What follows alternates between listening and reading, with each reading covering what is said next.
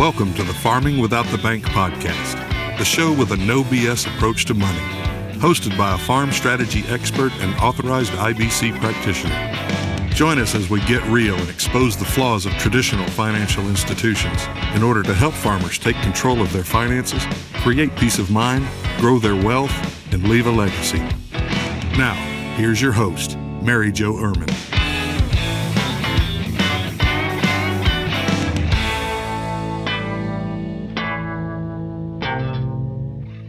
Hello, and welcome back to the podcast. Thank you very much for being here. All right, today we are going to do a conference recap. I just got back from our Blacksheep Summit, which was absolutely amazing. For those of you that were not able to come, you may want to put the next one on your to-do list. When it's going to be, I don't know, but it is not in a year. Now, you guys can't see, if you're watching video, you can't see my eyes because I have to wear my glasses because I can't see anything. However, I'm tired. We're all very tired. And it was super fun. And the connections that people made were absolutely amazing. And so I just want to share with you a little bit of what we went over and the networking and all the good things that I have heard about it. Of course, there are some people that, weren't able to come because you guys had other commitments. But the people that did come were just so super happy to be able to connect with people that thought just like them. And it wasn't, a lot of times when you go to conferences, that a lot of people apparently don't have client-only conferences. And so the whole goal of what we were doing with this conference was to put you in a room with like-minded individuals.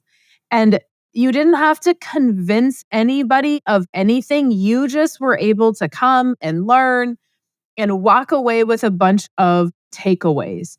And so we had the insurance company there. I use One America predominantly for all of my stuff. And we had the company was there just talking about the financial security of the company. We had somebody talk about whole life versus universal life. A company representative did that. And we had so much good feedback. A lot of people said that Clay, who has been on my podcast before from One America, that Clay just explained it so well, and it cleared up a lot of questions about why whole life is better than universal life. And of course, all of this will be made available to you guys. It was all recorded. The whole conference will be made available to you guys that were not able to come. You can purchase that. You can listen to the speakers, and you're not going to get the same sort of awesome response because you weren't with people. But nonetheless, it's going to be amazing for you to get. So we had Clay speaking, and then Jess and Tiara and myself spoke about infinite banking. And I really always struggle when I do conferences or I do presentations for people that are already clients. I struggle with, what am I going to tell you that's new? And so many people said it was just such a really good refresher because they haven't been able to talk to me in a while and they don't take the time to do that.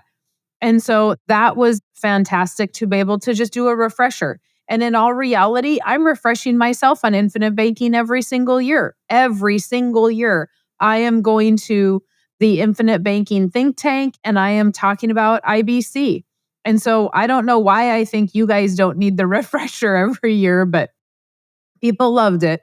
It was a great refresher. And then we had a speaker come in and just talk about mindset. We had a lot of conversation that it wasn't directly related to mindset, but mindset was weaseled in there one way or another because it is about our mindset. And if we listen to Nelson's presentations, if we read Nelson's books, you are going to get that same feedback in there. It's all about the way we think. And if we have stinking thinking, we are not going to advance ourselves. We're going to have the arrival syndrome and all of those things. And so we had great presentations about that. We had a great presentation about short-term rentals. Sarah from the Carwells killed it. She did an amazing job, shared her actual numbers about what she is making in the short-term rental world, all the things they did wrong, being robbed of all their stuff in their home. It was a fantastic presentation. We had Heidi talking about estate planning. She has also been on my podcast before, and that was extremely informative. People really liked that. We had Jim Mathis from WyoTech Community College. He was talking about just his history of being a high school dropout to owning WyoTech. He really talked about valleys and getting through the valleys of life and advancing through those and persevering through those. But what I found most interesting is that he didn't like school because they didn't know how to teach to him. And when he went to WyoTech himself as a student, he realized that he really, really liked education, but he wanted to teach in a different manner. And so WyoTech really speaks to those kids that are like the Jim Mathises of the world who don't want to learn. They want to figure out how they can get out of school. And he learned math by figuring out how much energy it takes or whatever. I don't know anything about engines, people. That's not my forte, right? Pistons and all this stuff. I don't know. He's talking about pistons and all kinds of stuff. And so whatever all that means, he learned his math that way. And it was just a really good conference full of really good information. And the biggest takeaway, Jordan Steele from Ranching for Profit, he talked about just how to keep your books with your IBC policy, how to put that into QuickBooks and how to track that and why that's important. And he mentioned that it is important for farmers and ranchers to get off the farm and the ranch and go to things like this so that they can network, they can meet people from other parts of the country. I have 2 clients in Nebraska that are an hour apart. They did not know each other. They connected at the conference, and now they are talking about working together on projects. And it is so exciting because even though your neighbor may be a client of mine, I am not able to tell you that. I have a map of all of my clients, and it's crazy how close people are to some people, right? If I open my map and I'm like, oh, so-and-so is just like 10 minutes away from you. And they have no idea because you guys aren't out there talking to people, or if you are talking to people, it's just not your immediate circle. And so it was because I had told him that I said, oh, I have another client in Nebraska. And he's like, now I know who your other client in Nebraska is that's close to me. You were telling me about him, but I couldn't share the information, right? And I can if I ask both parties, but then you guys have to figure out how you're going to meet up and what that's going to look like and make time for that. I mean, let's be honest. I had to drive an hour and a half away to meet Gabe Brown in person when Gabe lives 5 minutes from me. 5 minutes, not even 5 minutes. Gabe lives like 3 minutes from me. And I had to drive an hour and a half to meet him in person. My husband took the day off of work to drive an hour and a half with me so he could visit with Gabe in person. I mean, it sounds absolutely crazy, but I'm busy. Gabe is busy. We're not just like on the weekends being like, hey, do you want to have Sunday dinner together? That is just not how people do things anymore. Unfortunately, it would be awesome if we did, but we don't. So coming to this conference was absolutely amazing because so many people made so many good connections. The one thing that people wanted more of was networking time to talk to people and time to do things with people because the day went super fast. And breaks, when we were trying to come back from breaks, people were not sitting in their chairs. We were having to force people to come back from breaks because they were having great conversation. And that is a lot of where the conference happens, is in the hallways, on the coffee breaks, on the lunch break. And a lot of times when I go to a conference, that's the part I'm going for. I'm like, I can get the recording later. I want to go to be able to make connections with people. So I have people to call outside of this when I leave. Phone numbers were being exchanged. It was really, really awesome. We have some great ideas of what to do next time. Jordan was absolutely right. You need to leave the farm. Think about it, you guys. My business is not any different than yours. In order for me to excel and do well at what I do, I need to leave. And it's not just like Jordan said, not just the county extension, not who they bring in. I've spoke at many county extension meetings, and let me tell you, there's like what, 20 or 30 people there. It's the same 20 or 30 people you're having coffee with. Those are not the people you should be solving your problems with and getting advice from. You need to go outside of your state and your county. How else are people doing things? How can we be a better thinker? And so many people are like, well, I don't like to travel. Well, neither do I. Nobody likes to get on a plane and travel. I had clients that drove 20 plus hours to the conference because they didn't want to fly. Fantastic. Make a trip out of it. Get your butt off of your operation and put the value in your head. It's more than just the physical labor part of it. Is it hard? Yes. It's going to be hard to leave. There is no question about that. Does it need to happen? Yes, it does. I also have thought about this, and we're recapping everything today so that we can do it better next time. But I've thought about this. We had 70 people there. That's a lot of people. Not everybody got to talk to one another. Do I cap these events? Because I have a lot of clients. I could fill a very big room of people. Do I allow all of them to come at once?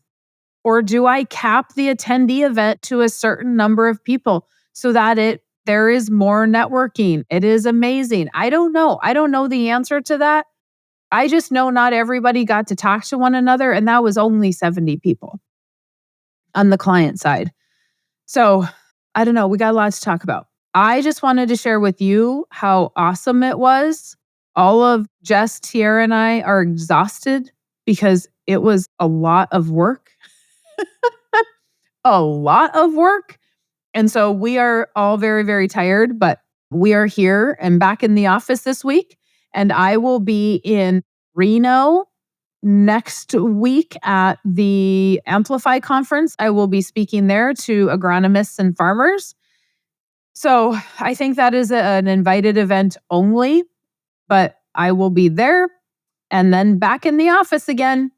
So I hope that next time you guys attend, if you are a client and you are not part of the Farming Without the Bank and the personal Facebook group, or if you are and you haven't checked it out for a while, check it out. There's a lot of people in there talking to each other now because they have met one another.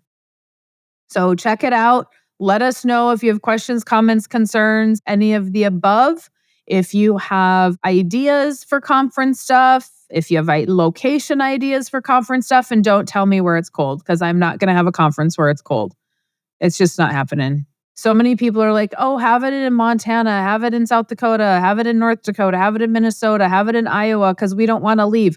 I don't frankly care. You need to leave and get away so you can think about stuff.